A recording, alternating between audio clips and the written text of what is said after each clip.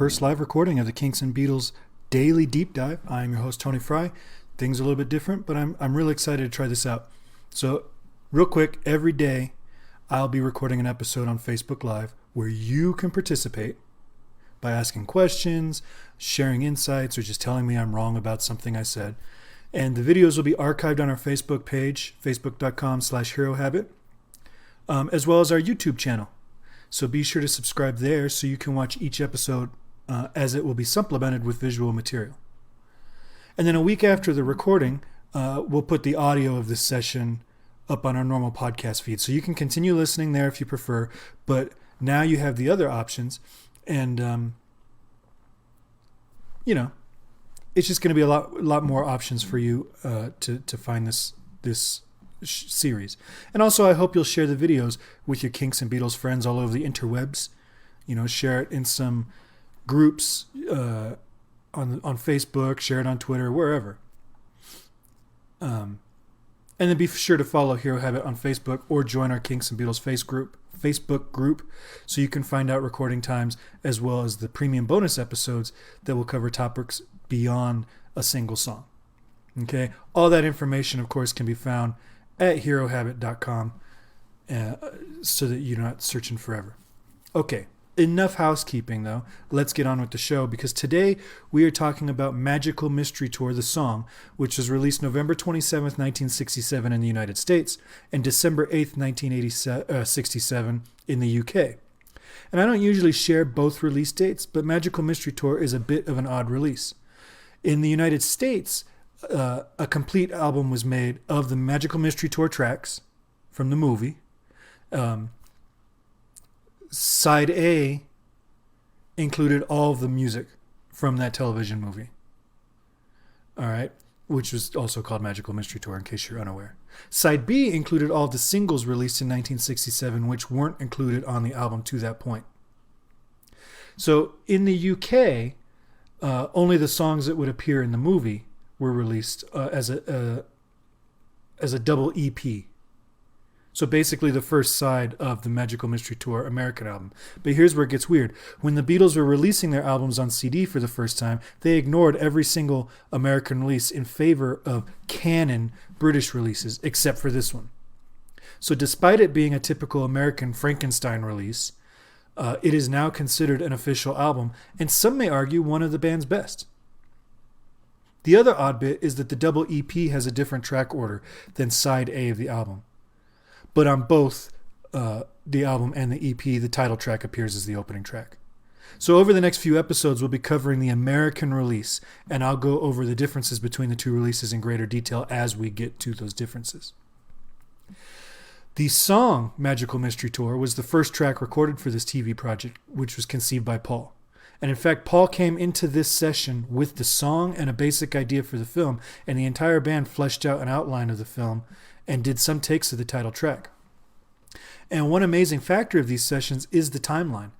The final session for Sgt. Pepper's was Friday, April 21st, 1967. The first session for Magical Mystery Tour was Tuesday, April 25th, 1967. So these dudes put the final bow on what many consider the greatest achievement in rock music to that point, and arguably the most important album of all time. Took a 3-day weekend and immediately began working on their next project, which included a TV film and the accompanying soundtrack. It's really an amazing work ethic. On the first session, on April 25th, the band rehearsed and recorded 3 takes of the basic rhythm track. And I remind you, they spent a lot of this session actually outlining what would become the film. Paul's on piano, John and George on guitar, Ringo on drums. And they also arranged the various traffic sound effects that would be heard throughout the song on this session. There were some loops, like the stereo panning of the bus going through the track. That was all done on this session. So they have a basic rhythm track and all these sound effects to go along with it. The next evening, April 26th, Paul overdubbed his bass part. John, Paul, and George and Ringo, Neil Aspinall, and Mal Evans recorded a ton of percussion parts. And John, Paul, and George laid down some of their backing vocals. Now, officially, the backing vocals that were laid down here are more atmospheric. the hollers and yells and stuff from, kind of deep in the mix. Because the next day, April 27th, is when Paul records his lead guitar and John and George added the proper backing vocals. Okay? So basically we have 3 nights to get this song in the can. The band took another long weekend and scheduled a brass overdub for May 3rd, 1967, which is the next week. 4 trumpets were called into these sessions where Paul supposedly just sang the parts he wanted each musician to play. There is some conflicting accounts of this session. It's told that at one point they sent the musicians out and Paul and George Martin sat by themselves and actually wrote a part out, because they weren't getting what they wanted out of Paul just going, hey, sing, right? There's another account from a guy who wasn't there but knew guys who were there that says that one of the trumpet players got so frustrated with how slow these sessions were going that he actually wrote out a part, and that was what ended up in the on the final track. I would imagine it's probably a little bit of both. Right, because according to legend, that part that the trumpet player wrote is actually included in the final mix. But I don't know if it was the intro or something in the bridge or what exact trumpet part it was that it was supposedly written by the trumpet player. Session took over 5 hours though, which is a long time for 4 studio musicians, these trumpet players, to record a song that's less than 3 minutes. Right, so you can tell there was a lot of experimenting going on in this time, because this should have been a 2-take, 1-hour session. They went into overtime. They'd only booked the guys till, I think, 10. So they considered this a 3-hour session and then still went overtime. But despite going overtime and being a long session, the horns are ultimately completed on this night. Mono mixes were handled the following day, and the song's pretty much complete at this point. So within 2 weeks of completing Sgt. Pepper, they had written and recorded the title track to a film project they had only just conceived. And say what you will about the final film, this is still a pretty remarkable turn of events. One thing to note about the recordings when you're listening to it is how certain parts were recorded at varying speeds. So if you listen to the roll up section at the beginning, those vocals have a distinctly different timbre than what we're used to hearing from the Beatles. And that's because they were recorded slow, so that when you play at regular speed, it pitches it up. It's the Chipmunks effect. And this really adds to the psychedelic vibe of this track and sets the tone for the entirety of the Magical Mystery Tour album, which, despite not being intended as an album, has a pretty cohesive sound overall. Another aspect of the sound of this recording that is interesting to me is how different it sounds from Sgt. Pepper. As an album, a lot of, and remember, I'm talking about the American album, so both sides, side A and side B. But as an album, it has a lot of songs that were recorded during the 5-month span alongside Sgt. Pepper tracks. We just finished this album on Friday, and we are here on Tuesday recording it. For all intents and purposes, even though there was never any intention of this being on the Pepper album, these are essentially the same sessions, right? And we have Strawberry Fields and Penny Lane, which were the first songs recorded at these sessions that are on side B. So a lot of this stuff is recorded within a 5-month span of early 1967. So you'd think it would sound like a companion piece. But Magical Mystery Tour has like this airiness to it that Pepper lacks.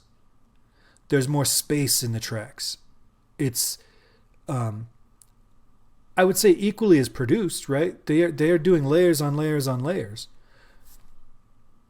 I mean, just this song alone, there's 6 people playing percussion on it. So there's a lot going on, but there's just this airiness to it, and in particular here in this title track. And even though it's equally as experimental, it feels like a totally different set of experiments. So it's similar and different to Pepper as Revolver is on the other side of the timeline, right? Revolver came before it. But you would expect it to sound like Sgt. Pepper's, and it really, really doesn't. It's just a whole new attitude, which is incredible, when you consider the timeline.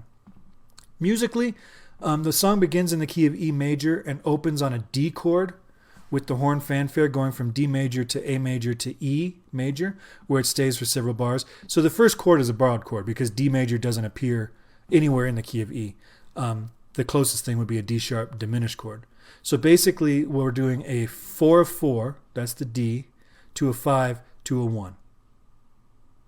Okay, that's fine. Nothing major there. Excuse me. It's in the roll-up section, though, that we get some real Beatles chords. 2 bars of 1, that's your E major. And then a major chord built off the minor third of the tonic. So what this means is that they've established a G sharp in the key, right? E major has a G sharp. So the 3 in the key of E is G sharp, in this case G sharp minor. So instead of going up to the third and playing a 3 chord, they go up a minor third, which is a G natural, and do a major triad off of that. And it's not really borrowed from anything other than it being the relative major to the parallel minor, which is quite a leap for borrowing a chord. Usually we've gone 2 steps away. It's the 5 of 5. It's the 3 of 6, whatever that is. It's usually a chord borrowed from another key within the key of E, right? But this one, I'll say it again, is the relative major to the parallel minor. So to clarify that, we're in the key of E major. The parallel minor is E minor, which means they share a name, but they don't share a key signature. The relative major to E minor is G major, so that shares a key signature, but not a name. You follow me? This seems incredibly complicated to talk about. But it's the only way I can conceive that where this chord comes from. If you're in the live feed right now, this would be a time to chime in if I'm making any sense at all. Because this is a big leap. So the G is really out of left field. Let me play it for you. So we've got the E chord, and there's a G sharp right there in the E chord. Right? And that's what they're saying. Roll up. And then we got the G major, and then the A. So it's not really a crazy... If you're playing it on the guitar, you're starting with that E chord. You go up 1, 2, 3 frets, and then you go up to the 5th fret. It's just 1, 3, 5. But like I said, this is the chord.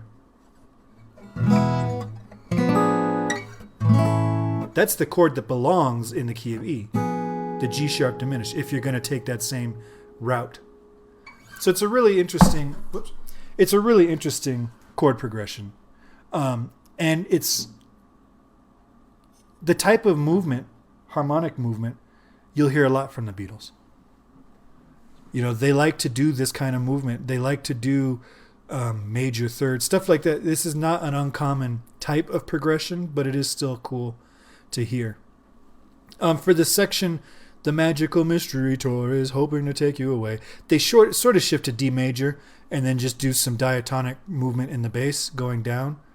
And the song goes into a halftime feel. And we talked about this in the Run of the Mill episode a little while back, where the snare hits on the 3rd beat. Okay, so instead of going 1, 2, 3, 4, 1, 2, 3, 4, we're going 1, 2, 3, 4, 1, 2, 3, 4. And what it does is it makes the quarter notes sound like eighth notes, and it makes the snare sound like it's playing on 2 and 4 at half the speed that it's actually playing. So even though it's hitting on 3, it's giving your ear the illusion that it's hitting on 2 and 4 where the snare should normally hit.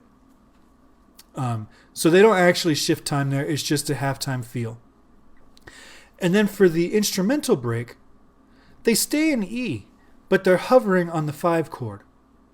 All right, so we're on a B major chord, which is the 5 chord in the key of E. And then they do a 2-7. The mystery trip. Back to 2-7. Then then to A, 4, to 5. So this section is the most harmonic of the entire song. No borrowed chords anywhere. Everything is in E major. But because of where they're placing the chords, it feels like a shift into some crazy dark mode, right? Because they're making the 2 chord feel like home. But really it's 2. They started on 5, they gone on 2, and you don't hear the 1 chord until the very, very end. So it kind of gives it this atmospheric modal kind of feel, but it's straight up key of E. Nothing crazy there. Then it's mostly, rinse and repeat for the rest of the song. Despite the song beginning in E, it actually resolves to a D chord at the end because, like I said, that the magical mystery tour is hoping to take you away. That part is in the key of D. So it resolves to D at the end, which is in a, different key. But you don't really feel it. It's done real seamlessly. And then out of nowhere, for the fade out, they shift to a D minor and just vamp over the fade. And the Beatles were pretty fond of adding a musical bit right at the end that they were essentially throwing away. And it happens a few times on this album. Think Hello Goodbye. Hey La, hey Lola, the fade out of Strawberry Fields. This track, they just do these things, they throw these musical ideas out as it's fading away, the last 10 seconds of the song. And of course, this one is pretty throwaway. It's just 1 chord that they're vamping over. So it's not really a new musical idea in that it's introducing new melody or anything, but it is introducing a totally new tonality as we're fading away that they're not going to do anything with. So that's kind of cool. But that's it. That's Magical Mystery Tour. Tomorrow we're doing a Kinks song. And then we'll continue with the rest of this album every other day like we normally would. Again, if you are joining me on live, make sure to swing in there and throw in some chats if you so inclined. And be sure to follow us at herohabit.com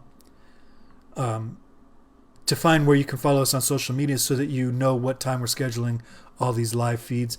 I'm going to mix it up a little bit to see what times work best for everybody to get the most people here. But of course you can find the archives of this and all that. So swing by herohabit.com and give us a call, 925-494-1739 if you have comments about this episode, or email me at kinksandbeats@herohabit.com. And of course, join us live on Facebook every day as we continue to do the Kinks and Beatles Daily Deep Dive live. All right, have a great day. I will talk to you all next time.